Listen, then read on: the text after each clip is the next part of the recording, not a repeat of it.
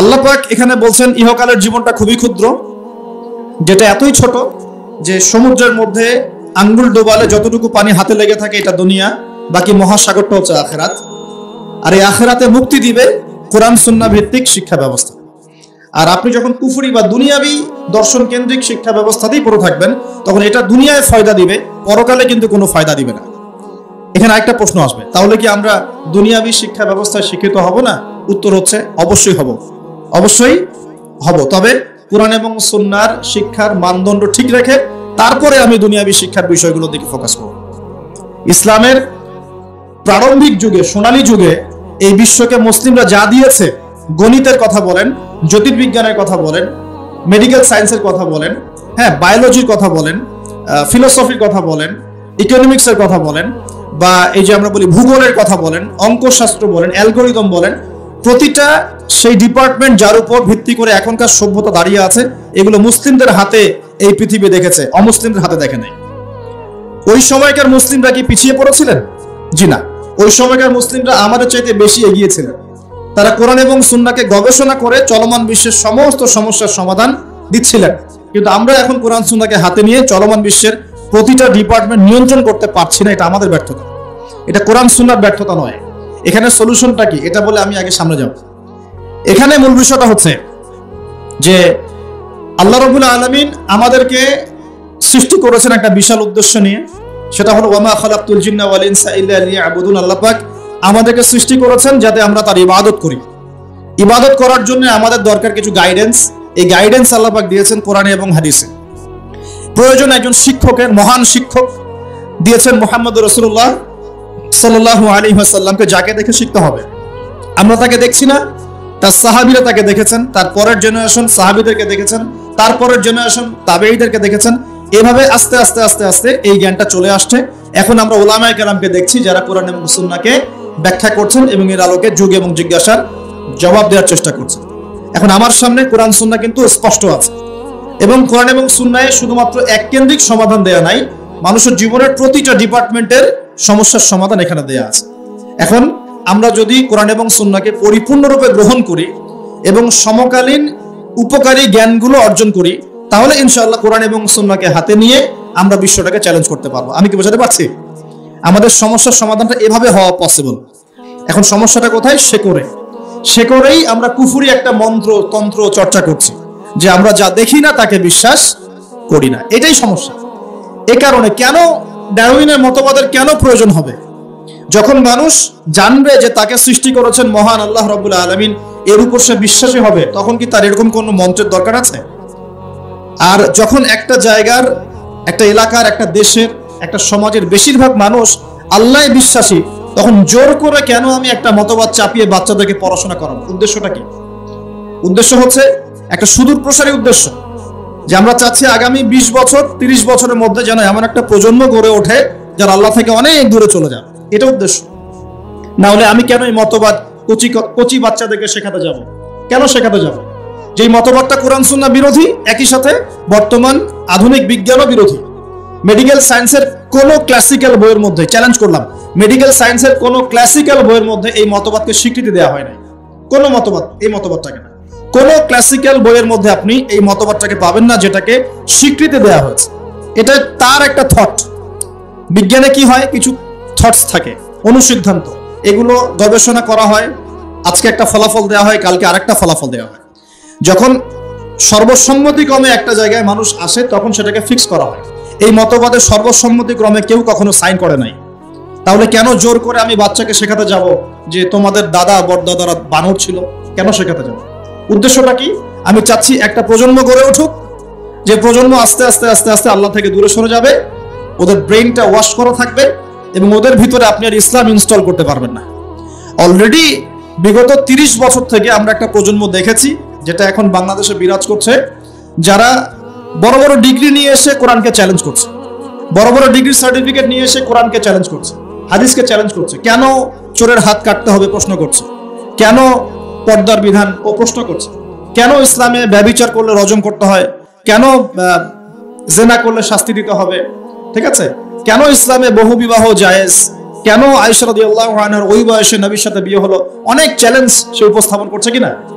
Already আমরা একটা প্রজন্ম গড়ে ফেলেছি, আমাদের অজান্তেই আমাদের সাইলেন্সের মধ্যে একটা প্রজন্ম গড়ে উঠেছে অলরেডি, যারা কিন্তু এগুলোকে চ্যালেঞ্জ করছে। এবং এদের সংখ্যা কিন্তু 8-10 জন নয়, এদের সংখ্যা কিন্তু প্রায় 10-20%। জানেন, 10-20% স্টুডেন্টস এখন যারা ফারেক হচ্ছে বিভিন্ন সেকুলার ইনস্টিটিউশন থেকে, তারা এগুলোকে চ্যালেঞ্জ করছে। ইসলাম পালন করছে কিভাবে? ইসলাম পালন করছে আনুষ্ঠানিকতা, ঈদের নামাজ, জুমার নামাজ, রমজান মাসে মাঝে মাঝে তারাবি, ঠিক আছে, মাঝে মাঝে ইসলাম, মাঝে মাঝে। এই যে একটা প্রজন্ম তৈরি করলাম, এটা কি পশ্চিমাদের বিজয় নয়? এটাই তো পশ্চিমাদের বিজয়। আর এর উপর আবার ওই যে বলে না, মরার উপর খরার ঘা, বলে কথা আছে না, মরার উপর খরার ঘা। একটা প্রজন্ম অলরেডি তৈরি হয়েছে, এখন নতুন একটা প্রজন্ম আমরা তৈরি করতে চাচ্ছি যে সরাসরি আল্লাহকেই অস্বীকার করবে। নাউজুবিল্লাহ। সে বলবে যে না, আল্লাহ আমাকে সৃষ্টি করে নাই, আমি তো ছোটবেলায় পড়েছি যে আমার দাদারা বানর ছিল। নাউজুবিল্লাহ। কথা কি বুঝতে পারছেন? সমস্যার গোড়ায় চলে আসে। সমস্যার গোড়া হচ্ছে যে একটা সুদূর প্রসারী এজেন্ডা বাস্তবায়ন করার চেষ্টা করা হচ্ছে। কি এজেন্ডা? একটা প্রজন্ম গড়তে চাওয়া হচ্ছে, যে প্রজন্ম সরাসরি আল্লাহকে অস্বীকার করবে। এখন কিন্তু সরাসরি আল্লাহকে অস্বীকার করছে না প্রজন্ম, হয়তো ঘুরিয়ে ফিরে চ্যালেঞ্জ করছে, হ্যাঁ আমি আল্লাহকে বিশ্বাস করি, কিন্তু পর্দাটা তো বুঝতে পারছে না। কেন? এই যুগে পর্দার কি দরকার? ওই যুগে না হয় এই ছিল সেই ছিল, হ্যাঁ এখন কি আর ওইরকম যুগ আছে? এখন তো এগিয়ে যাওয়ার যুগ, এখন তো খোলামেলা পোশাক পরা যায়, হাত কাটার কি দরকার? এগুলো তো মৌলবাদী আইন, বর্বর আইন মনে হচ্ছে। হ্যাঁ, ধর্ষণ করলে কেন এরকম রজম করতে হবে? ওরা কিন্তু আল্লাহকে স্বীকার করছে ঠিকই, করার পরে এই প্রশ্নগুলো উত্থাপন করছে এখনকার জেনারেশন, এই জেনারেশনটা। আর আমরা চাচ্ছি আরেকটা জেনারেশন তৈরি হোক যারা এইসব প্রশ্ন করবে না, সরাসরি অস্বীকার। আমি মনে বোঝাতে পারছি না। শয়তান একবারে কখনো আপনাকে আঘাত করে না। শয়তান, আল্লাহ পাক কি বলছে? ওয়ালা তাত্তাবিউ খুতুওয়াতিশ শায়াতিন, খুতুওয়াতিশ শায়াতিন অথবা খুতুওয়াতিশ শয়তান। তোমরা শয়তানদের বা শয়তানের খুতুয়া মানে পদাঙ্ক অনুসরণ করো না। পদাঙ্ক মানে ফুটপ্রিন্ট, আপনার পায়ের ছাপ, এটাকে পদাঙ্ক, খুতুয়া বলা হয়। পায়ের ছাপ। আপনি কি পায়ের ছাপে এক লাফ দিয়ে এক জায়গায় যান, নাকি স্টেপ বাই স্টেপ যান? বলেন। স্টেপ বাই স্টেপ এটা চালু করার চেষ্টা করা হচ্ছে, স্টেপ বাই স্টেপ। প্রথমে একটা প্রজন্ম সরাসরি আসেনি যারা আল্লাহকে অস্বীকার করবে, এসেছে যারা আল্লাহকে স্বীকার করে, স্বীকার করার পরেও চ্যালেঞ্জ করছে, এটা কেন, ওইটা কেন, এটা কেন, ওইটা কেন, এটা ভালো না, ওইটা খারাপ, ইসলামকে মডিফাই করতে হবে, মডারেশন লাগবে, ইসলামের এই অংশটা ভালো, এটা মানবো, এটা খারাপ, এটা মানবো না। ওরা চ্যালেঞ্জ করছে। এখন চাওয়া হচ্ছে আরেকটা প্রজন্ম তৈরি করতে, যে চ্যালেঞ্জ করবে না, সরাসরি অস্বীকার করবে। আমি কি বোঝাতে পারছি? এই হলো গোড়ার সমস্যা।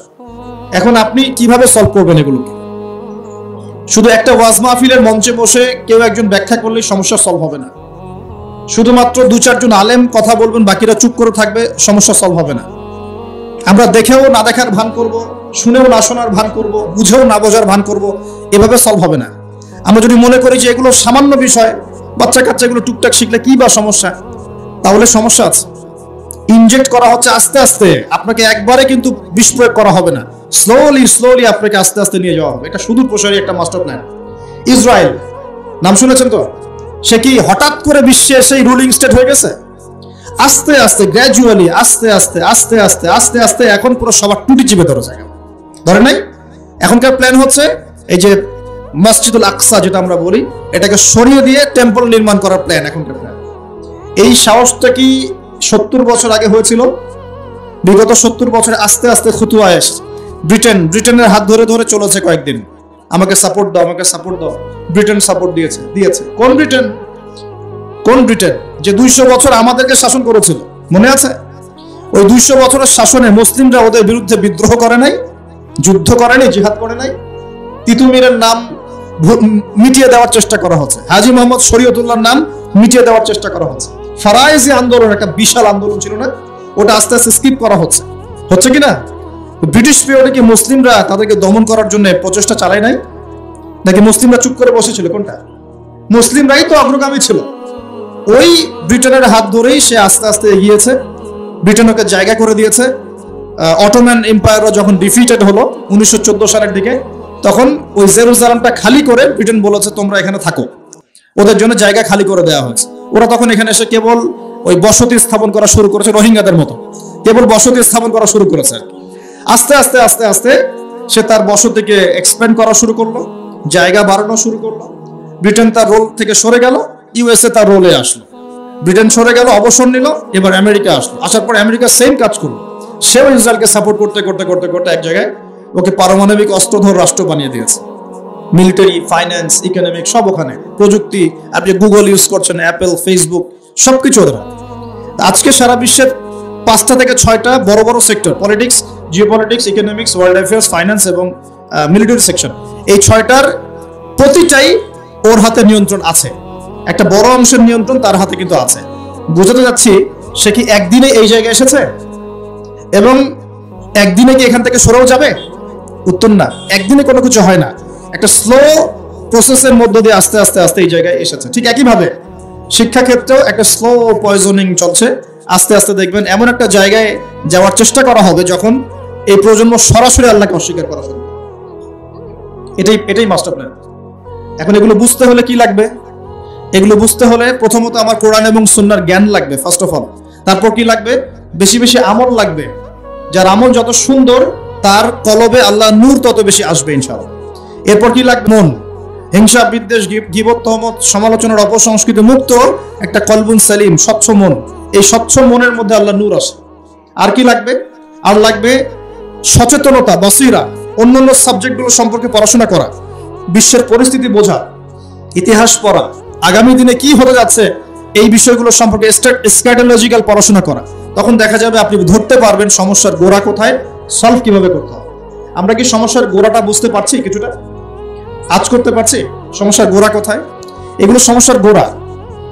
এখন ডালপালায় আপনি অনেক সমস্যা দেখছেন, ইতিহাসের কিছু বিকৃতি দেখছেন, মুসলিমদেরকে ইগনোর করা হচ্ছে, মুসলিমদেরকে খারাপভাবে রিপ্রেজেন্ট করা হচ্ছে, সমকামিতা, হোমোসেক্সুয়ালিটিকে প্রমোট করা হচ্ছে। যারা এগুলো বাস্তবায়ন করছে তাদের মধ্যে আল্লাহ ভীরু মানুষ পাচ্ছেন। আল্লাহ ভীরু মানুষ শিক্ষা বেশি ভালো বুঝবে না আল্লাহ দ্রোহী মানুষ ভালো বুঝবে? বলেন তো। আল্লাহ ভীরু মুত্তাকি মানুষ শিক্ষাক্ষেত্র ভালো বুঝবে না একজন ফাসেক, মুনাফিক, জালেম, নামাজও পড়ে না এই ব্যক্তি ভালো বুঝবে? কে ভালো বুঝবে? হ্যাঁ, এটা ঠিক আছে। একজন অমুসলিম ব্যক্তি যদি ইকোনমিক সেকশনে ভালো জ্ঞানী হয়, সে সেই সেকশনের জ্ঞান আপনাকে দিতে পারবে। একজন তথ্য প্রযুক্তির ক্ষেত্রে যদি একজন অমুসলিম ব্যক্তিও থাকেন, সে কিন্তু আপনাকে ভালো জ্ঞান দিতে পারবেন ওই সেকশনে। কিন্তু তারা কি কোরআন সুন্নাহর মানদণ্ডে জ্ঞানের সত্য মিথ্যা যাচাই করতে পারবে? পারবে না। এখানে আল্লাহ ভীরু মানুষের দরকার ছিল না? তো এখানে যারা প্রণয়ন করছে ওখানে আল্লাহ ভীরু মানুষ কয়জন? সেখানে ইসলামিক জ্ঞানে জ্ঞানী বলিয়ান এরকম স্কলার কয়জন? তাদের সাথে পরামর্শের প্রয়োজন কি আমরা বোধ করবো না? একটা কিছু লঞ্চ করার আগে আমাদের বাচ্চারা কি শিখবে, কি পড়বে, ওদের ভবিষ্যৎ কি হবে, কেন ওদেরকে এগুলো শেখাবো, কেন ইসলাম শেখাবো না, কেন নামাজ পড়াবো না, কেন কোরআন শিক্ষাকে বাধ্যতামূলক করবো না, কেন আমি নামাজকে বাধ্যতামূলক করবো না, কেন আমি মুসলিম অমুসলিমের মধ্যে ফ্রি মিক্সিং চালু করব, আলাদা করে স্বতন্ত্র করে কেন পড়াতে পারবো না, কেন আমি মেয়েদের মধ্যে ছেলে টিচারকে পড়াতে পাঠাবো, কেন ছেলেদের মধ্যে মেয়ে টিচারকে পড়াতে পাঠাবো, ফ্রি মিক্সিং কেন করবো, কেন আমি ইসলামিক অনুশাসনগুলো মেনে চলবো? এগুলো জানার বোঝার জন্য কি ইসলামপন্থী মানুষের সাথে পরামর্শ করার দরকার নাই? পরামর্শ কে করতে যায়? সবাই যে যার মতো কাজ করছে। এর ফল কিন্তু শুধু আমরা ভোগ করবো তা নয়, যারা এগুলো লঞ্চ করছে তাদের বাড়ির সন্তানরা এর ফল ভোগ করবে। দেখে নিন, কথা বুঝতে পারছেন না? এগুলো ফল শুধু আমরা একা ভোগ করছি তা নয়, এর ফল পুরো জাতিকে ভোগ করতে হবে যদি এখনই বিকল্প কোনো ব্যবস্থা বা এর সলিউশন লঞ্চ করা না যায়। দেখুন, আল্লাহ রাব্বুল আলামিন আমাদেরকে এই পৃথিবীতে এমনি এমনি পাঠান নাই। ইবাদতের মধ্য দিয়ে আল্লাহ পাক আমাদেরকে পরীক্ষা করছেন, হায়াত দিয়েছেন, মৃত্যু দিবেন। একদিন কিন্তু আল্লাহর সামনে দাঁড়িয়ে আমাদের সবাইকে জবাবদিহি করতে হবে কিনা? আমি যদি কোনো ভালো কিছু চালু করে যাই তাহলে যত মানুষ এই ভালো দিয়ে উপকৃত হবে সমস্ত নেকি কিন্তু আমি পাবো ইনশাআল্লাহ। একই সাথে আমি যদি খারাপ কিছু চালু করে যাই, যত মানুষ এই খারাপের ইফেক্টেড হবে সব গুনাহ কিন্তু আমার কাঁধে আসবে। এটা বুঝেই আমাকে কাজ করা উচিত। আল্লাহ পাক আমাদেরকে তৌফিক দান করুন, বলি আমিন। এবার আসেন যুবক ভাইদের উপকারে আসবে কিছু কথা বলি, এবং আমাদের ওলামায়ে কেরাম এখানে অনেকে আছেন, তারাও হয়তো বিষয়টার দৃষ্টি দিবেন, এবং এখানে আরো অনেক শিক্ষিত মহল আছেন, আপনারা এই বিষয়গুলো নিয়ে ভাববেন।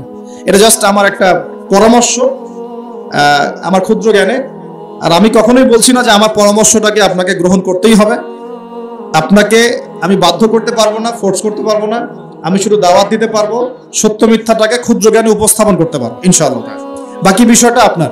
সলিউশন কিভাবে করবেন দেখুন। এক, সলিউশন সম্ভব ব্যক্তি পর্যায় থেকে, অথবা সামাজিকভাবে, অথবা রাষ্ট্রীয়ভাবে। তিনটা পর্যায়ে, ব্যক্তি পর্যায় থেকে সম্ভব, সামাজিকভাবে সম্ভব, রাষ্ট্রীয় পর্যায়ে সম্ভব। যদি রাষ্ট্রীয় পর্যায় থেকে সদুদ্যোগ থাকে তাহলে তার কোনো প্রয়োজনই নাই উদ্যোগের। রাষ্ট্রীয় পর্যায় থেকে এমন সদুদ্যোগ থাকে যে আমরা এমন শিক্ষা ব্যবস্থা চালু করব ইনশাআল্লাহ, যে শিক্ষা ব্যবস্থায় আমার সন্তান হাফেজও হবে, ডক্টরও হবে, আমার সন্তান আলেমও হবে, মুফতিও হবে, পাইলটও হবে, আমার সন্তান আর্মি অফিসারও হবে, আমার সন্তান হাফেজও হবে, সে মুফতিও হতে পারবে, আমার সন্তান ইমামতি করার যোগ্যতা অর্জন করবে, পাশাপাশি রাজনীতিও বুঝবে, অর্থনীতিও বুঝবে। এরকম যদি কোনো সিস্টেম আমরা চাই, এরকম স্বপ্ন দেখতে পারি যে আমরা সবাইকে এমন শিক্ষায় শিক্ষিত করব যে উভমুখী শিক্ষায় হারমোনিয়াসলি কম্বাইন্ড হবে, মানে আমরা একমুখী চিন্তা করব না, আমরা উপকারী সব জ্ঞানগুলোকে একত্রিত করে একটা কনস্ট্রাকটিভ সিলেবাস লঞ্চ করব। যে এমন চিন্তা থাকতো বা থাকে উপর থেকে, তাহলে তো আমাদের ভাবার কোনো প্রয়োজনই নাই। কিরকম হবে তাহলে ফলাফল? মনে করেন আমার ছেলে ক্লাস 1 থেকে নিয়ে ক্লাস 10 পর্যন্ত পড়েছে এবং এখানে সে ইংরেজি পড়েছে, বাংলা পড়েছে, মুক্তিযুদ্ধ পড়েছে, হ্যাঁ, দেশের ঐতিহ্য জেনেছে, ইতিহাস পড়েছে, আইসিটি পড়েছে, সবকিছুই পড়েছে মাশাআল্লাহ। পাশাপাশি সে এই 10 বছরে 10 পারা কোরআন হিফজ করতে পারবে, এই 10 বছরে মিনিমাম সে 1000 হাদিস পড়তে পারবে, এই 10 বছরে সে আকীদার বইগুলো পড়তে পারবে, ফিকহের প্রামাণ্য বইগুলো পড়তে পারবে, সে আরবি ল্যাঙ্গুয়েজ শিখবে, এবারত পড়ার যোগ্যতা অর্জন করবে। ফিউচার যখন বড় লেভেলে সে যাবে তখন সে তার লাইফটাকে ভাগ করে নেবে ঠিকই, কিন্তু ইসলামের ভিত্তির জ্ঞানটা তার মধ্যে থেকে যাবে। আমি মনে বুঝাতে পারছি না সলভ কিভাবে করতে পারে? উপর লেভেল থেকে হলে তো কোনো কথাই নাই, যদি সদুদ্যোগ থাকে। কি রকম সদুদ্যোগ? আমি একটা পরামর্শ দিচ্ছি যে আমরা আমাদের বাচ্চাদেরকে বাংলা শেখাবো, আরবি শেখাবো, ম্যাথ শেখাবো, সবই শেখাবো ফ্রম ডে 1, প্লে গ্রুপ থেকে শুরু করে। কিন্তু একই সাথে আমরা কোরআন শেখাবো, একই সাথে আমরা নবী সাল্লাল্লাহু আলাইহি ওয়াসাল্লামের সুন্নত শেখাবো, একই সাথে আমরা নামাজ শেখাবো, ইসলামিক নীতি নৈতিকতা শেখাবো, আমরা দেশপ্রেম শেখাবো, আমরা কালচার শেখাবো, কিভাবে সভ্য হতে হয় শেখাবো, কিভাবে ভালো করে কথা বলতে হয় শেখাবো, কিভাবে সামাজিক হতে হয় শেখাবো, কিভাবে শরীর চর্চা করতে হয় শেখাবো, কিভাবে ভালো খেতে হয় শেখাবো। ওকে ছোটবেলা থেকে গড়া সম্ভব কিনা? এটা কি পসিবল না ইম্পসিবল? এই স্বপ্নটা দেখা কি যৌক্তিক না অযৌক্তিক? এই স্বপ্নটাকে বাস্তবায়ন করা সম্ভব না অসম্ভব? কি মনে হয় আপনাদের? এক বছরের মধ্যে সম্ভব, অনলি 1 বছর, 1 বছরের মধ্যে এরকম সিস্টেম লঞ্চ করা সম্ভব ইনশাআল্লাহ। আমি গর্ব করে বলছি না, 3 ঘন্টার মধ্যে প্লে থেকে নিয়ে আপনাকে আমি 5 পর্যন্ত এই 7টা ক্লাসে জেনারেল এবং ইসলামিক সিলেবাস একত্রিত করে আপনাকে একটা লঞ্চ করে দিতে পারবো ইনশাআল্লাহ। 3 ঘন্টা সময় লাগবে ইনশাআল্লাহ, উইদিন 3 আওয়ার্স। এই 3 ঘন্টার মধ্যে প্রতিটা ক্লাসের মধ্যে তারা ইংলিশ মিডিয়াম ব্যাকগ্রাউন্ডের ইংরেজি শিখবে, বাংলা মিডিয়াম ব্যাকগ্রাউন্ডের বেঙ্গলি শিখবে, তারা ম্যাথামেটিক্স তো শিখবেই, আইসিটি বা যে তথ্য প্রযুক্তি বলেন, সাধারণ জ্ঞান, এগুলো শিখবে। পাশাপাশি ইসলামিক সিলেবাসে অ্যারাবিক, কোরআনের প্রারম্ভিক জ্ঞান, নবীর সুন্নত, আদব কায়দা, নীতি নৈতিকতা, নামাজ পড়া, ওযু করা, এই পুরো জিনিসটাকে সিলেবাস ওয়াইজ ফর্ম করা সম্ভব। 3 ঘন্টা লাগবে আমার ইনশাআল্লাহ, 3 ঘন্টা লাগবে। এটা 1 বছরের মধ্যে সম্ভব, পুরো শিক্ষা ক্ষেত্র ঢেলে সাজানো। 1 বছর সময় লাগবে না ইনশাআল্লাহ, বিশ্বাস করেন। এটা স্বপ্ন না, এটা বাস্তব।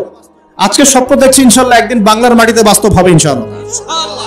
যদি উপর থেকে সদুদ্যোগ থাকে তাহলে কোনো কথাই ছিল না, কিন্তু উপরে তো চাপ দেওয়ার মতো ক্ষমতা আমাদের কাছে আছে। আমরা উপরে দাওয়াত পেশ করতে পারি যে দেখুন আমরা সবাই মুসলিম, আমাদের সবার সন্তান আমাদের সন্তান, আমরা সবাই বাঙালি, এই দেশটা আমাদের, এই জাতি আমাদের। আমরা কখনোই চাইবো না আমাদের সন্তানরা নষ্ট হয়ে যায়, আমরা চাইবো না আমাদের সন্তানরা শিখুক বানর থেকে আমরা হয়েছি, আমরা চাইবো না আমাদের সন্তানরা ভুল ইতিহাস শিখুক, আমরা চাইবো না আমাদের সন্তানরা সমকামিতা শিখুক, আমরা চাইবো। আমরা কখনোই চাইবো না আমাদের সন্তানরা জেনা করা শিখুক, নগ্নতা শিখুক, এগুলো আমরা চাইবো না।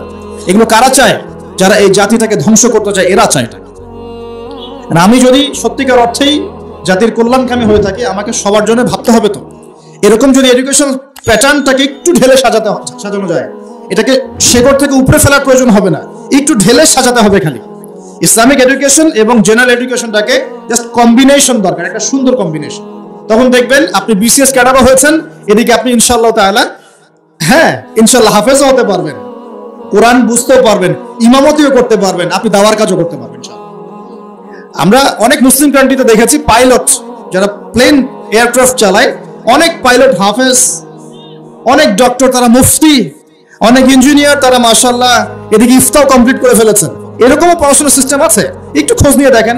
মালয়েশিয়ায় দেখেন, মদিনায় দেখেন, সৌদিতে দেখেন, মিশরে দেখেন, দেখবেন এরকম সিস্টেম দিয়েছে তারা, general education Islamic education combination করে এমন একটা প্রজন্ম দাঁড় করিয়েছে যে যারা জেনারেল শিক্ষিত মাশাআল্লাহ তারাও ইসলামের প্রতি সুধারণা রাখে, নামাজ পড়ে, কোরআন তেলাওয়াত করে, আর কিছু করুক না করুক দিন ইসলামের বেসিক জিনিস পালন করে।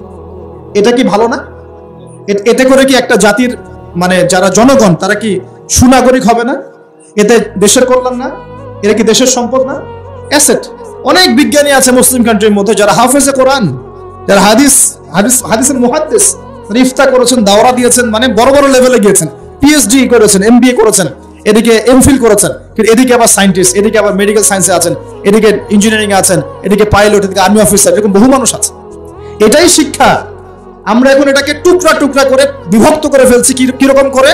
যেমন করে আমরা মুসলিম উম্মাহকে এখন দলে দলে ভাগ করেছি এইভাবে, ঠিক এইভাবেই আমরা শিক্ষাটাকে বিভক্ত করে রেখে দিয়েছি। হ্যাঁ, একটা লেভেলে যাওয়ার পরে মানুষ তার ক্ষেত্র বেছে নিবে, সেটা আলাদা। সেটা কমসে কম অনার্স লেভেলের পরে গিয়ে, তারপরে আপনি ডিফারেন্ট সেক্টর চালু করতে পারেন। যে আমি অনার্স পর্যন্ত এগুলো কম্বিনেশনে করেছি, এখন আমি পিএইচডি করছি ইকোনমিক্সে, এখন পিএইচডি করছি আমি পলিটিক্যাল সায়েন্সে, ইন্টারন্যাশনাল রিলেশনশিপসে, আমি ইত্যাদি ইত্যাদি। এটা সম্ভব। যদি এখন প্রশ্ন ওঠে যে উপর থেকে তো কোনো উদ্যোগ যদি না থাকে তাহলে আপনি কি করবেন? এভাবেই ছেড়ে দিবেন আপনার প্রজন্মকে? তাহলে দ্বিতীয় ক্ষেত্রটা হচ্ছে সামাজিকভাবে কিছু উদ্যোগ নিতে হবে। সামাজিকভাবে উদ্যোগ কেমন? দুটো অপশন হতে পারে আমার পরামর্শ। এক, যে ইনস্টিটিউশনগুলো আমরা করেছি, অনেক মাদ্রাসা করেছেন আলহামদুলিল্লাহ, অনেক স্কুল করছেন কিনা? মাদ্রাসা করছেন, স্কুল করছেন, কেউ কলেজ করছেন, কেউ মক্তব চালু করছেন, অনেকভাবে আপনারা কাজ করার চেষ্টা করছেন, ঠিক আছে। যেগুলো গড়ে তুলেছেন অলরেডি, এগুলোর মধ্যে সিলেবাসে পরিবর্তন নিয়ে আসার চেষ্টা করুন। সিলেবাসে কম্বাইন্ড এডুকেশন নিয়ে আসার চেষ্টা করুন। এখানে জেনারেলকে বাদ দিয়ে শুধু ইসলামিক পড়লেও যেমন বিশ্বকে চ্যালেঞ্জ করা যাচ্ছে না, একইভাবে শুধুমাত্র ইসলামিকটা পড়ে জেনারেলটাকে আলাদা করে ফেললেও কিন্তু আমাদেরকে বিশ্ববাসী মূল্যায়ন করছে না। কথা কি বুঝতে পারছেন? দুটোর মধ্যে সমন্বয় দরকার। আর এই সমন্বয় করলে আমরা কিন্তু ফাসেক হয়ে যাব না। অঙ্ক কোনো অনইসলামিক সাবজেক্ট নয়, ইংরেজি কোনো অনইসলামিক সাবজেক্ট নয়, বিজ্ঞান কোনো অনইসলামিক সাবজেক্ট নয়, চিকিৎসা শাস্ত্র কোনো অনইসলামিক সাবজেক্ট নয়, ইঞ্জিনিয়ারিং কোনো অনইসলামিক সাবজেক্ট নয়। এই জ্ঞানগুলো কি আমরাই মানে প্রডিউস করেছি, না এই জ্ঞান আল্লাহ আমাদেরকে দিয়েছিলেন? বলেন তো। আপনি যদি কোরআন পড়লে দেখবেন কোরআনকে 3 ভাগে ভাগ করতে পারবেন। যার একটা বড় অংশে থাকবে হিস্ট্রি বা ইতিহাস। তাহলে ইতিহাস শাস্ত্র কি জায়েজ না জায়েজ? হিস্ট্রি জানা কি খারাপ না ভালো? বিশ্বের ভূ রাজনৈতিক প্রেক্ষাপট জানবো, এটা কি জায়েজ না জায়েজ? আমি যদি না জানি পুরো বিশ্বে কি চলছে, আমি কেমন করে ইসলামকে নিয়ে আগাবো বলেন? অর্থনীতি এক জায়েজ সাবজেক্ট না জায়েজ সাবজেক্ট? ইকোনমিক্স যদি আমি না বুঝি তাহলে আমি ব্যাংকিং সিস্টেম, ফাইন্যান্স কেমন করে লঞ্চ করব, কিভাবে আমি এটাকে ডিল করব? এখানে একটা শুরু থেকে সমস্যা হয়ে আসছে। আমরা দুটোকে একত্রিত করতে ব্যর্থ হয়েছি। তাহলে যে প্রতিষ্ঠানগুলো আছে এগুলোতে যদি আমরা একটু সিলেবাসে কিছুটা পরিবর্তন আনার চেষ্টা করি, আমার মনে হয় আগামী 5 থেকে 10 বছরের মধ্যে আপনি একটা প্রজন্ম তৈরি করতে পারবেন যারা বলবে না যে মানব থেকে আমি হয়েছি, যারা বলবে আমরা আল্লাহ থেকে হয়েছি ইনশাআল্লাহ, আমরা আল্লাহ থেকে এসেছি, আল্লাহ ফিরে যাবো ইনশাআল্লাহ, আল্লাহ আমাদেরকে সৃষ্টি করেছেন, আমরা তার কাছেই ফিরে যাবো ইনশাআল্লাহ। ইন্না লিল্লাহি ওয়া ইন্না ইলাইহি রাজিউন। তারা যত বড় সেকশনে যাক না কেন, তারা কোরআন সুন্নাহর জ্ঞান ভিতরে লালন করবে, আমল করবে, সুনাগরিক হবে ইনশাআল্লাহ। এটা একটা অপশন। আর একটা অপশন, এখন যদি প্রতিষ্ঠানের পরিচালকরা এটাতে রাজি না হন, সামাজিক সাপোর্টটাও না পান, তাহলে কি করবেন?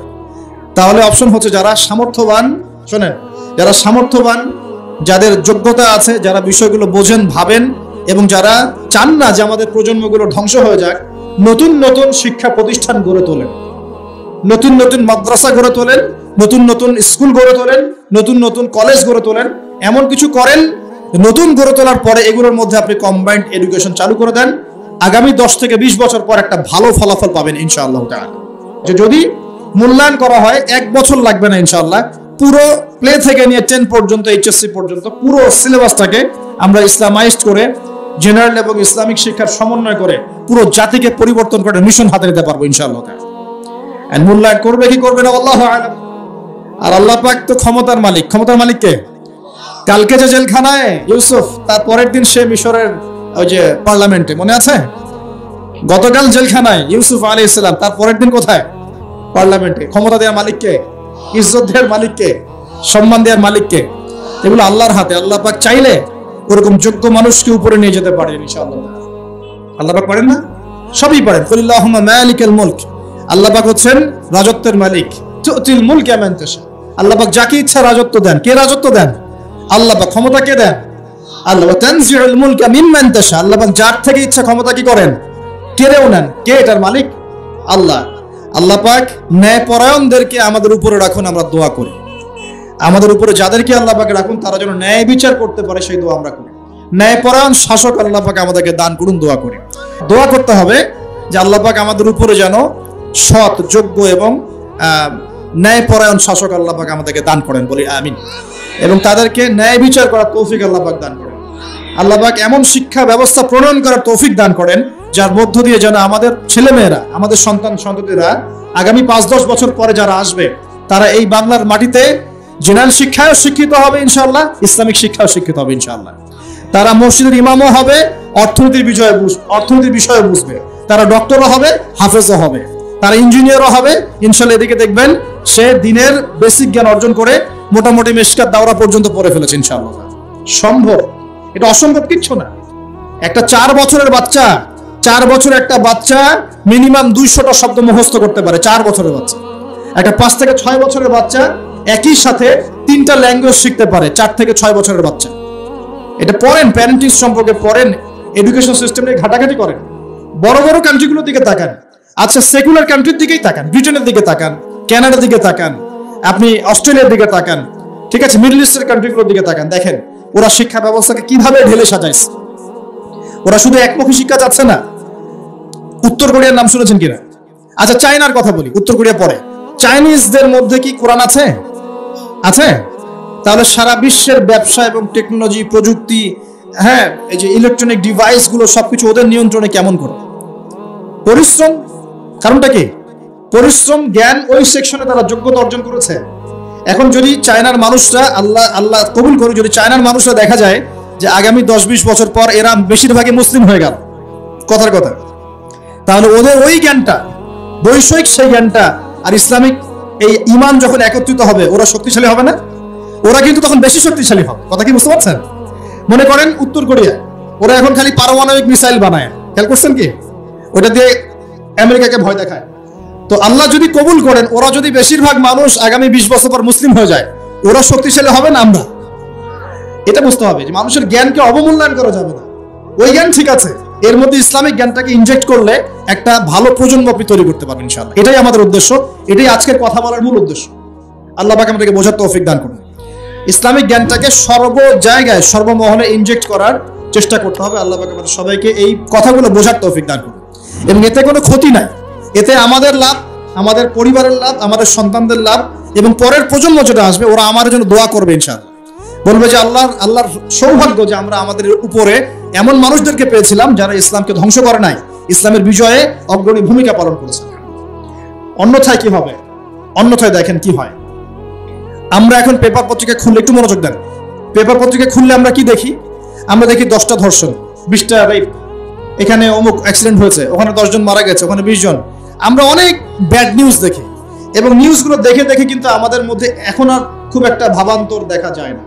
10টা রেপ হতেই পারে, একটা মেয়েকে ধর্ষণ করেছে, হতেই পারে, হ্যাঁ, ওখানে 10 জন অ্যাক্সিডেন্ট করে মারা গেছে, হতেই পারে, এখানে করাপশন, হতেই পারে। আমরা যেন নিউট্রালাইজ হয়ে গেছি, মানে আমরা এটাকে স্বাভাবিকীকরণে নিয়ে আসছি, স্বাভাবিকীকরণ। তাহলে যদি এখন এরকম করেই বিকৃত শিক্ষা পদ্ধতি চালু করা হয় বা এইভাবে আমাদের সন্তানরা শিখতে থাকে, তাহলে আস্তে আস্তে আস্তে আস্তে ইসলামহীনতাটাকেও নিউট্রালাইজেশন বা স্বাভাবিকীকরণ করা হবে। এটা কি বুঝতে পারছেন? এই হলো পরের ফলাফল যদি এখন সতর্ক না হয়। প্রিয় ভাইরা, আর দুটো অপশন আমি বলছি, এটা আমার পরামর্শ।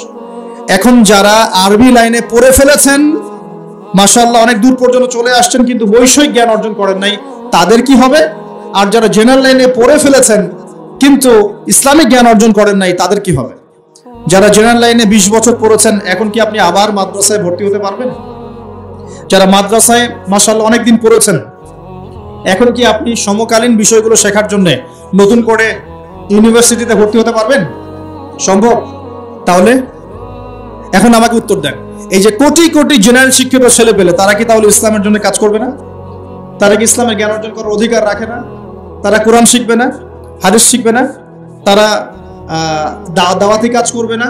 তারা কি উম্মাকে নেতৃত্ব দেওয়ার জন্য ভূমিকা রাখবে কি রাখবে না? তাদের সংখ্যা কিন্তু মাদ্রাসা পড়ুয়া ভাইদের চেয়ে বেশি। বেশি না কম? বেশি, তাদের সংখ্যাই বেশি। ইউনিভার্সিটির সংখ্যা বেশি না মাদ্রাসার? ইউনিভার্সিটি এবং জেনারেল শিক্ষিত ছেলেপেলেদের সংখ্যা পরিসংখ্যান বেশি না অ্যারাবিক লাইনের? বলেন। আসলে কিন্তু জেনারেল লাইনে যারা পড়ছে তাদের সংখ্যা বেশি। সংখ্যা বেশি না? সংখ্যা বেশি। অ্যারাবিক সেকশনে যারা পড়ছে তাদের সংখ্যা কম। তাহলে হিউজ অ্যামাউন্ট অফ পপুলেশন আমাদের, এদেরকে অ্যাভয়েড করে কি আমরা একা একা ইসলামের কাজ করতে পারবো না? ওদেরকে ইনভলভ করতে হবে। ওদেরকে ইনভলভ করতে গেলে ওদেরকে শিক্ষিত বানাবো কিভাবে? এখন ওদেরকে ইসলাম শেখাবো কিভাবে? কি অপশন, কি ফিকির? তাবলিগ জামাতে যাচ্ছে, কিছু মানুষ শিখছে, বুঝলাম, কিন্তু এখানে কি উপরের লেভেল পর্যন্ত দাওরা ইফতা দেওয়ার পর্যন্ত কি সুযোগ আছে? বেসিক জিনিস আপনি শিখবেন, ইবাদত করবেন, ওলামায়ে কেরামের সুহবতে থাকবেন, ওকে অলরাইট, কোনো সমস্যা নেই। কিন্তু ওদেরকে যদি আমরা দায়ী বানাতে চাই, ওদেরকে যদি আমরা এখন হাফেজ বানাতে চাই, ওদেরকে যদি আমরা মুফতি বানাতে চাই, তাহলে কি পদক্ষেপ? কি কোনো ফিকির, কোনো চিন্তা? কে ভাববে এগুলো নিয়ে? কি করতে হবে? ওদেরকে মিনিমাম 3 থেকে 4 বছর বা 5 বছরের শর্ট কোর্সের আওতায় নিয়ে আসার চেষ্টা করতে। মিনিমাম 4 থেকে 5 বছর। আপনারা ভাবেন 5 বছরের জন্য এমন সিলেবাস ফর্ম করেন যাতে একজন জেনারেল শিক্ষিত ভাই 5টা বছর যদি শ্রম দেয়, সেজন্য আবার মৌলানার টাইটেল পাওয়ার যোগ্যতা অর্জন করতে পারে, বা এই পড়াশোনার কিছুটা হলেও সে কভার করতে পারে। এই পদ্ধতিটা আপনাদেরকে চালু করতে হবে। এক্সাম্পল দিচ্ছি, মনে করেন এই যে ভাই বসে আছে, তার নাম আব্দুল্লাহ। আব্দুল্লাহ ভাই অনার্স করেছে মনে করেন কেমিস্ট্রিতে, মাস্টার্স করেছে কেমিস্ট্রিতে, রসায়নে। সে মাশাআল্লাহ কেমিস্ট হচ্ছে এবং সে তার এই যোগ্যতা দিয়ে দেশের খেদমত করছে, আলহামদুলিল্লাহ, চাকরি করছে। এখন সে চায় আমিও দিনের জন্য কিছু করব, এবং আমি শুধু গতানুগতিক করতে চাই না, আমি ভালো কিছু করতে চাই। তাহলে নিঃসন্দেহে আব্দুল্লাহ ভাইকে কোরআন তেলাওয়াত করা শিখতে হবে, আব্দুল্লাহ ভাইকে আরবি ভাষা শিখতে হবে, আব্দুল্লাহ ভাইকে নিঃসন্দেহে এখন হাদিসের ইবারত করার যোগ্যতা অর্জন করতে হবে, তাকে আকীদার বই পড়তে হবে, ফিকহের বই পড়তে হবে, কিছু উসুল পড়তে হবে এবং তাফসীর, এগুলো পড়ে তাকে একটা লেভেলে আসতে হবে। কিন্তু এখন তার তো মাদ্রাসায় ভর্তি হওয়ার কোনো সুযোগ নাই, আছে?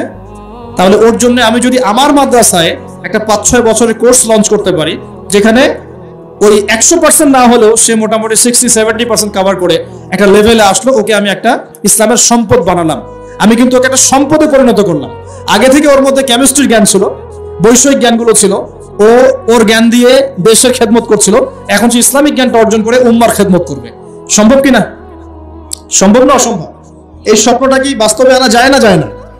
এরকম প্রতিটা কওমি মাদ্রাসা বা প্রতিটা আলিয়া মাদ্রাসা, প্রতিটা বড় বড় প্রতিষ্ঠান যদি এরকম উদ্যোগ নেয়, 4 থেকে 5 বছর 6 বছরে কিছু কোর্স লঞ্চ করে, হ্যাঁ, শরিয়া ফ্যাকাল্টি হতে পারে, দাওয়া এন্ড ইসলামিক স্টাডিজ হতে পারে, কোরআনিক সায়েন্স হতে পারে, হ্যাঁ, মানে সেক্টর আপনারা ভাগ করতে পারেন করে যদি আপনারা জেনারেল ভাইদেরকে সুযোগ করে দেন, এই কোটি কোটি জেনারেল শিক্ষিত ছেলের মধ্যে কমপক্ষে 1 লাখ ছেলে তো বের হবে যারা আগামী দিনে উম্মাকে নেতৃত্ব দেওয়ার যোগ্যতা অর্জন করবে। ভাবা উচিত ছিল, এগুলো ভাবতে হবে না?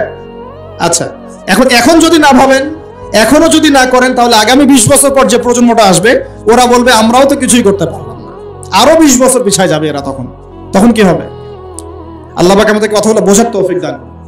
আরেকটা বিষয়, এখন মনে করেন ইসলামিক লাইনে যারা পড়াশোনা করেছেন মাশাআল্লাহ, কিন্তু ইকোনমিক্স পারছেন না, ইংলিশ পারছেন না, আইসিটি পারছেন না, বা সমকালীন জিওপলিটিক্স বুঝতে পারছেন না, সমাজের মানুষ তাদেরকে মূল্যায়ন করছে না। আমরা জানি, আমরা বুঝি তাদের মধ্যে কোরআন শোনার গভীর জ্ঞান আছে, কিন্তু সমাজের মানুষ বলছে কি, এই মোল্লারদের মসজিদ পর্যন্ত কথা বলছে না, তাকে মূল্যায়ন করছে না। ইমাম সাহেব হিসেবে তিনি আসছেন, ইমামকে মূল্যায়ন করছে না। তিনি খতিব, তাকে মূল্যায়ন করছে না। তিনি বলছে একজন ইমাম কেন অর্থনীতি নিয়ে কথা বলবে, একজন খতিব কেন পলিটিক্স নিয়ে কথা বলবে, এই কথাগুলো বলছে না। তাহলে আমাদেরও কি এই জ্ঞানগুলো অর্জন করার প্রয়োজন আছে কি না? আছে। তাহলে এখন তো আপনি আবার ইউনিভার্সিটিতে ভর্তি হতে পারবেন না। তাহলে ইউনিভার্সিটিগুলোর মধ্যে যদি আমরা তাদের জন্য এরকম করে কোনো শর্ট কোর্স লঞ্চ করতে পারতাম, সেকশন ভাগ করে পড়াতে পারতাম, তাহলে কিন্তু ওরাও আগামী দিনে দেশের অ্যাসেট বা সম্পদে পরিণত হতো। এখানে একটা মেরুকরণ দেখতে পাচ্ছেন কি? এই মেরুকরণটাকে দূর করাটাই হচ্ছে এখনকার বিশ্বের চ্যালেঞ্জ। এই মেরুকরণ শিক্ষার, এই জ্ঞানতাত্ত্বিক এপিস্টেমোলজিক্যাল মেরুকরণ দূর করাটাই আগামীর বাংলাদেশের চ্যালেঞ্জ হবে। এই চ্যালেঞ্জ মোকাবেলা করার জন্য আমাদের জাতি প্রস্তুত আছে কি? আমরা প্রস্তুত আছি? আমাদের কিছু করণীয় আছে?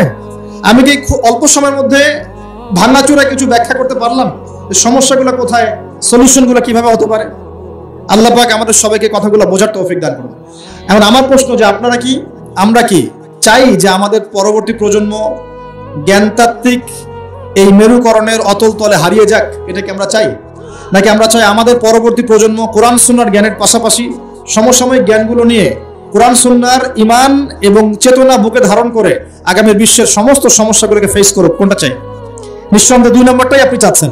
যদি চান তাহলে প্রথমত প্রয়োজন সামাজিক উদ্যোগ, প্রথমত প্রয়োজন সচেতনতা এবং এটার বেশি প্রচার, প্রথমত প্রয়োজন আমাদের ইচ্ছা শক্তি, আমাদের অর্থনৈতিক কুরবানি, আমাদের জায়গার কুরবানি, আমাদের শ্রম, আমাদের দাওয়াত এবং উপর লেভেল পর্যন্ত এই মেসেজটা পৌঁছানো যে আসুন আমরা পরবর্তী প্রজন্মকে ইসলামিক শিক্ষার আদলে জেনারেল শিক্ষায় শিক্ষিত করি। আল্লাহ পাক আমাদেরকে তৌফিক এনায়েত করুন। একটা আলোকিত প্রজন্ম আমাদের অঙ্গীকার হোক, আমরা এই প্রত্যয় ব্যক্ত করি। আল্লাহ পাক আমাদের সবাইকে তৌফিক দান করুন। আমিন। এরপর ইনশাআল্লাহ তাআলা দেখবেন আমাদের এই প্রজন্ম জ্ঞান অর্জন করবে, জ্ঞান অনুযায়ী আমলও করবে ইনশাআল্লাহ। তারা হালাল খাবে, হারামে যাবে না। তাদের পারিবারিক আদর্শ ঠিক করবে ইনশাআল্লাহ তাআলা। তারা আমর বিল মারুফ নাহি আনিল মুনকারের কাজ করবে ইনশাআল্লাহ। তাদের প্রতিভাগুলো দিয়ে তারা দেশের, জাতির এবং উম্মার খেদমত করবে ইনশাআল্লাহ তাআলা। আমরা বিশ্বের বুকে আর দুর্বল কোন শক্তি হিসেবে থাকবো না ইনশাআল্লাহ তাআলা। আমরা বিশ্বের বুকে একটা শক্তিশালী শক্তি হিসেবে আত্মপ্রকাশ করবো ইনশাআল্লাহ আযজা ওয়া জাল।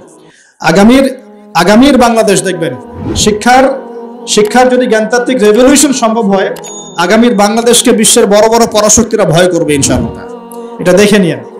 আমাদেরকে ফিকির করতে হবে, আমাদেরকে কাজ করতে হবে, চিন্তা করতে হবে, বিশ্বের পরিস্থিতিগুলো বুঝতে হবে।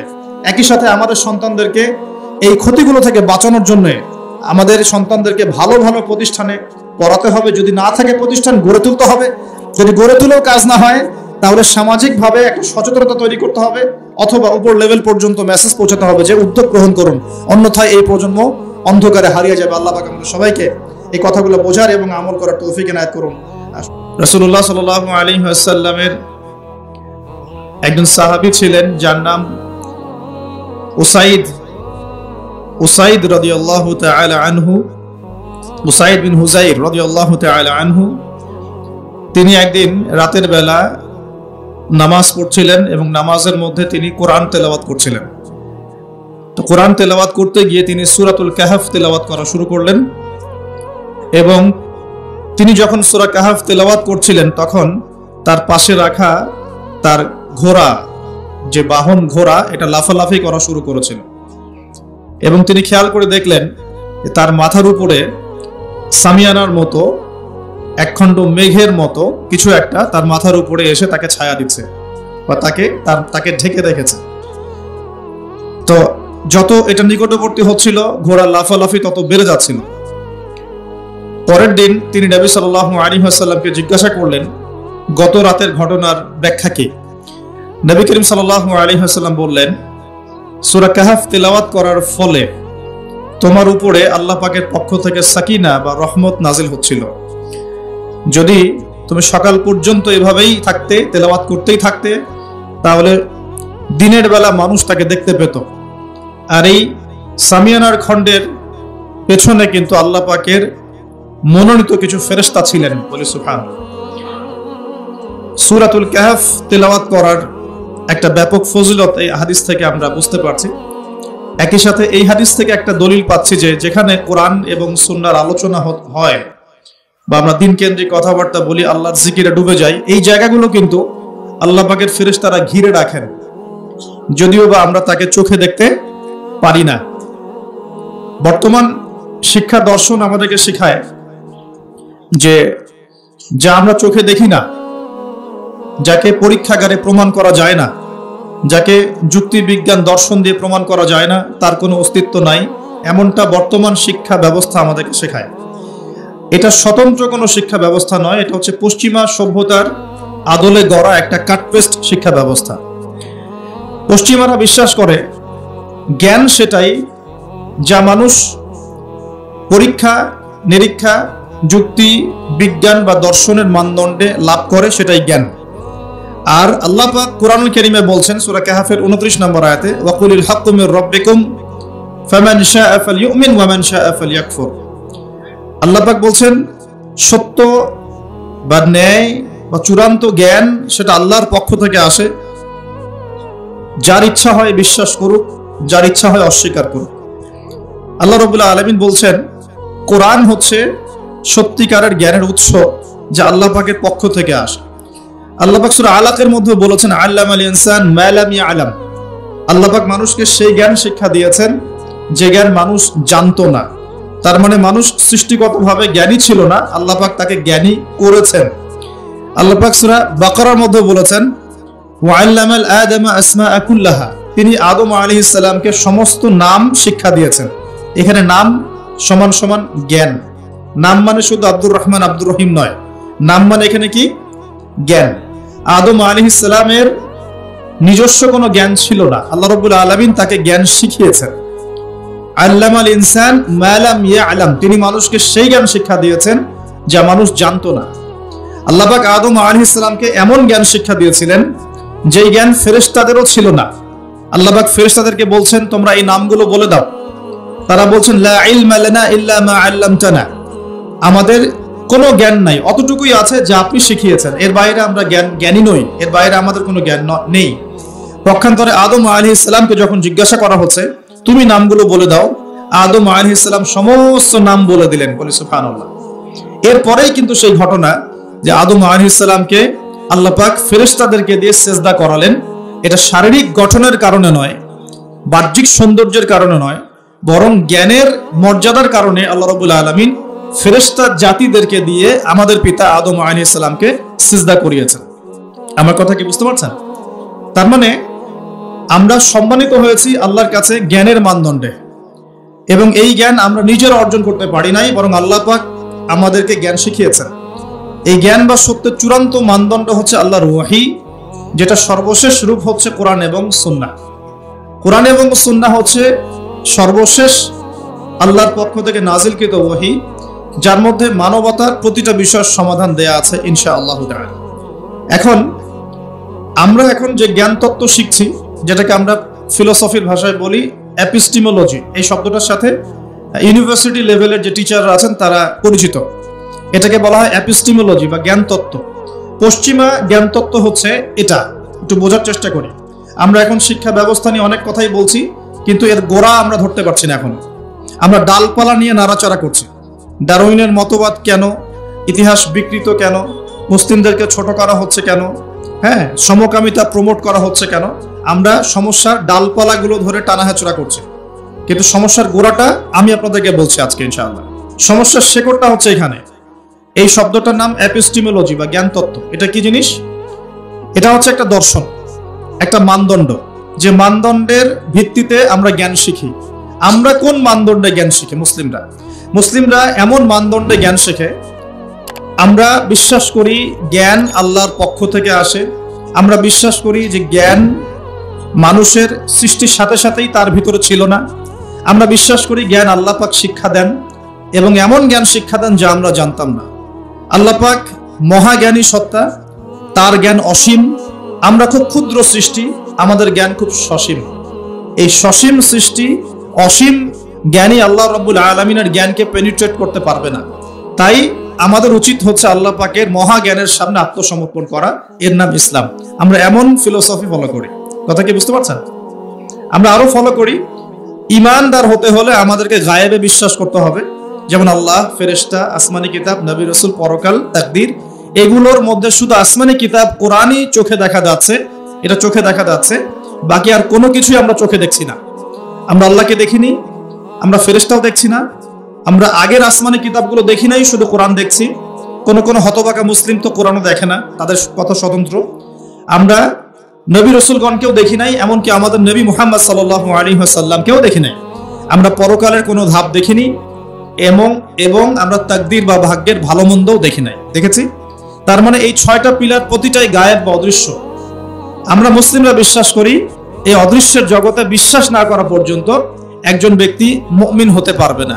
আলিফ লাম মিম যালিকাল কিতাব লা রাইবা ফিহি হুদাল লিল মুত্তাকিন। কারা মুত্তাকি? আল্লাযীনা ইউমিনুনা বিল গায়বি, যারা গায়েবে বিশ্বাস করে। আর এই গায়েবটা কি?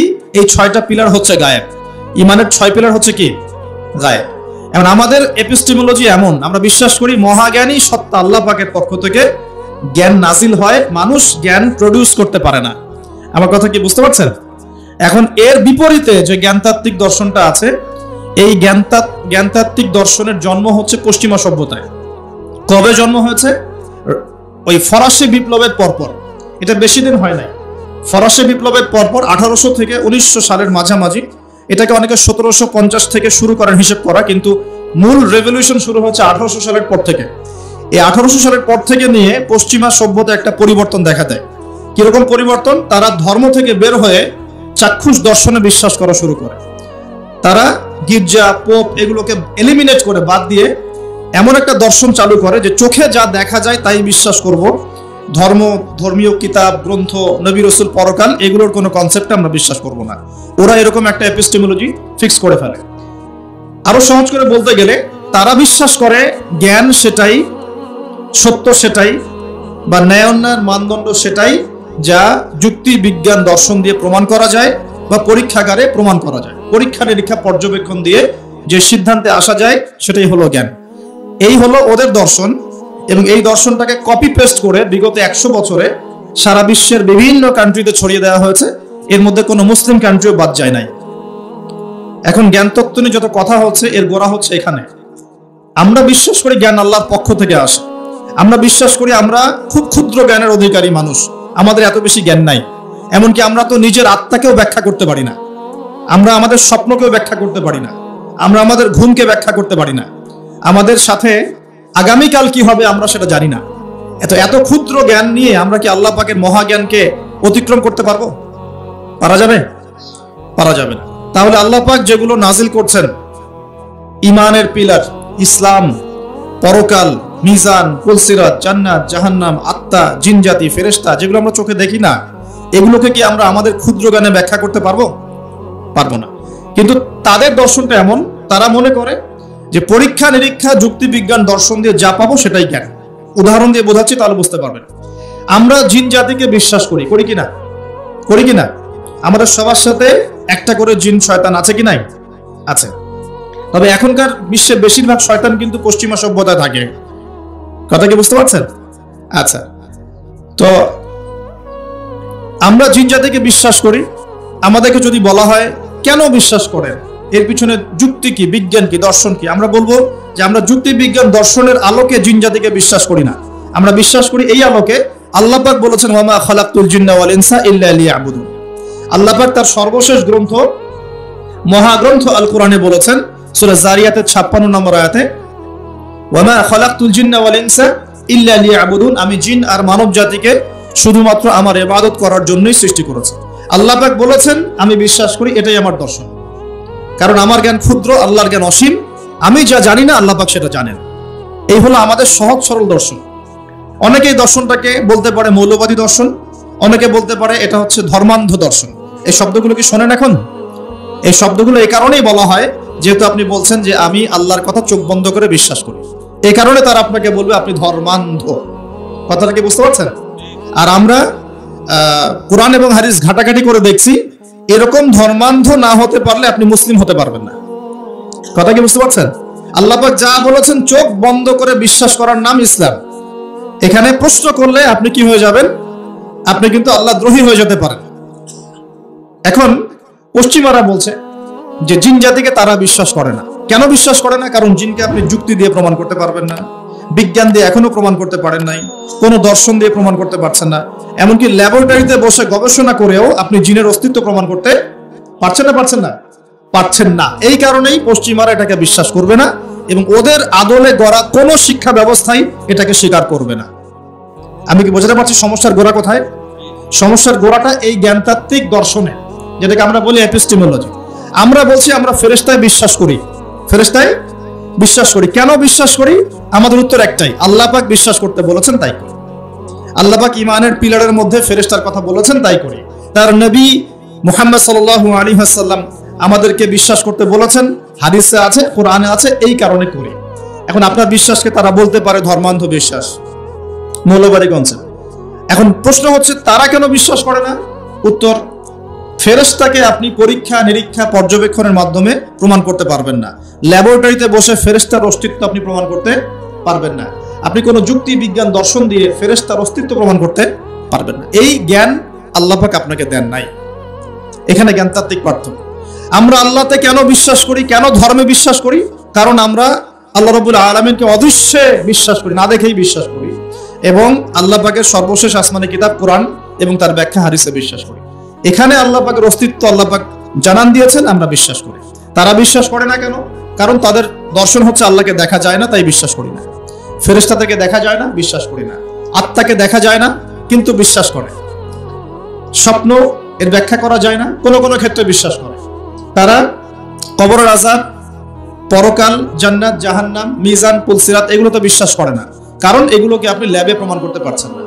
এই জ্ঞানতাত্ত্বিক পার্থক্যের কারণেই এখনকার যে জ্ঞান চর্চার জগৎগুলো বা শিক্ষাক্ষেত্রগুলো, এগুলো দুই ভাগে ভাগ হয়ে গেছে। এক ভাগ আল্লাহ পাকের ওহীতে বিশ্বাসী আস্তিক এবং আনুগত্যশীল শিক্ষা ব্যবস্থা, আর একটা হচ্ছে আল্লাহ পাকের অস্তিত্বে অবিশ্বাসী নাস্তিক এবং কুফরি শিক্ষা ব্যবস্থা। আমি কি বোঝাতে পারছি? এই দুই ভাগে এটা ভাগ হয়ে গেছে। এই দুই ভাগে কি হয়েছে? ভাগ হয়ে গেছে। এখন কোরআন এবং সুন্নাহ ভিত্তিক শিক্ষা ব্যবস্থায় কিন্তু মানব জীবনের সমস্ত সমস্যার সমাধান আছে, কিন্তু এখানে গিয়ে আমরা কোরআন সুন্নাহকে হাতে নিয়ে বৈষয়িক বিষয়গুলোকে চ্যালেঞ্জ করতে ব্যর্থ হয়েছে। কোন কোন ক্ষেত্রে কোরআন সুন্নাহকে হাতে নিয়ে আমরা অর্থনীতিকে চ্যালেঞ্জ করতে পারছি না, রাজনীতিকে চ্যালেঞ্জ করতে পারছি না, বিজ্ঞানকে চ্যালেঞ্জ করতে পারছি না, প্রযুক্তিকে চ্যালেঞ্জ করতে পারছি না, কিন্তু কোরআন সুন্নাহ আমাদের হাতে আছে। এটা আমাদের সমস্যা, এটা কোরআন সুন্নাহর সমস্যা নয়। এটা কাদের সমস্যা?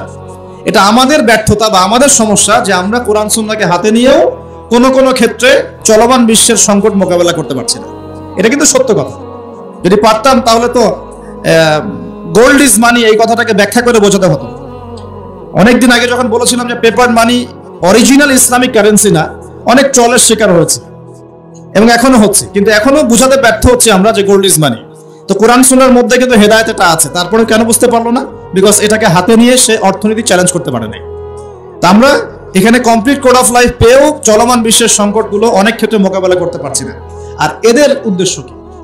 এই কুফরি যেটা দর্শন, যেটা আল্লাহর অস্তিত্বে বিশ্বাস করে না, পরকালে বিশ্বাস করে না, ফেরেশতায় বিশ্বাস করে না, চাক্ষুষ যা দেখে এর বাইরে কিছুই বিশ্বাস করে না, এই শিক্ষা দর্শনের উদ্দেশ্য হচ্ছে শুধুমাত্র দুনিয়ার কনস্ট্রাকশন, দুনিয়ার ইকোনমিক্স, দুনিয়ার পলিটিক্স, দুনিয়ার ফাইন্যান্স, দুনিয়ার প্রযুক্তি, অনলি দুনিয়া। পরকালীন কোনো চেতনা এদের মধ্যে আপনি পাবেন না। এই দুটো একটা পার্থক্য।